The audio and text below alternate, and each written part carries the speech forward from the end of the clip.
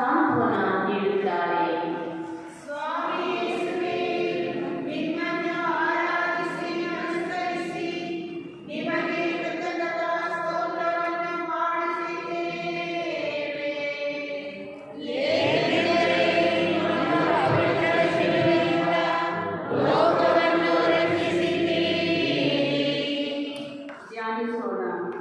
ಸ್ವಾಮಿಯನ್ನು ಎಳೆದೊಯ್ಯುವ ಸೈನಿಕರ ಕ್ರೂರತೆಯನ್ನು, ಕೊಲ್ಲಲು ಕಾತರಿಸುವ ಯಹೂದ್ಯರ ಆತುರವನ್ನು ಲೆಕ್ಕಿಸದೆ ಯೇಸು ಸ್ವಾಮಿಯ ನೋವಿಗೆ, ಕ್ರೂರ ಚಿತ್ರಹಿಂಸೆಗೆ ಅನುಕಂಪ ಸೂಚಿಸುತ್ತಾ ಜೆರುಸಲೇಮಿನ ಅನೇಕ ಸ್ತ್ರೀಯರು ಅವರನ್ನು ಹಿಂಬಾಲಿಸುತ್ತಾರೆ.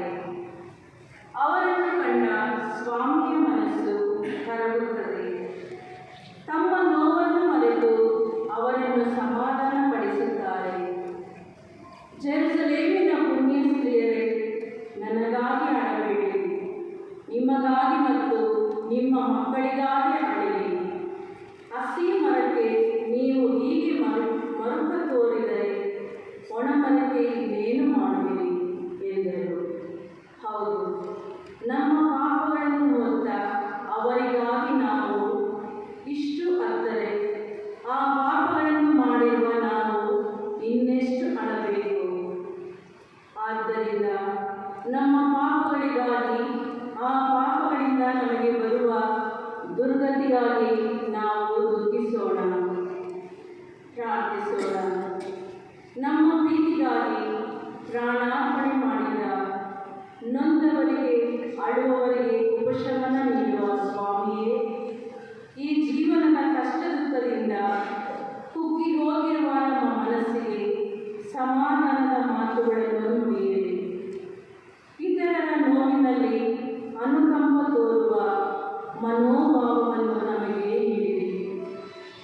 ಜೆರುಸಲೇಮಿನ ಪುಣ್ಯ ಸ್ತ್ರೀಯರಂತೆ ನಿಷ್ಠೆಯಿಂದ ನಾವು ನಿಮ್ಮನ್ನು ಹಿಂಬಾಲಿಸುವಂತೆಯೂ, ನಿಮ್ಮ ಪ್ರೀತಿಯನ್ನು, ಶಾಂತಿಯನ್ನು ಪಡೆದು ಪ್ರಾಮಾಣಿಕ ಬದುಕಿನ ನಂತರ ನಿತ್ಯ ಜೀವ ಪಡೆಯುವಂತೆಯೂ ಅನುಗ್ರಹಿಸಿರಿ ಸ್ವಾಮಿ.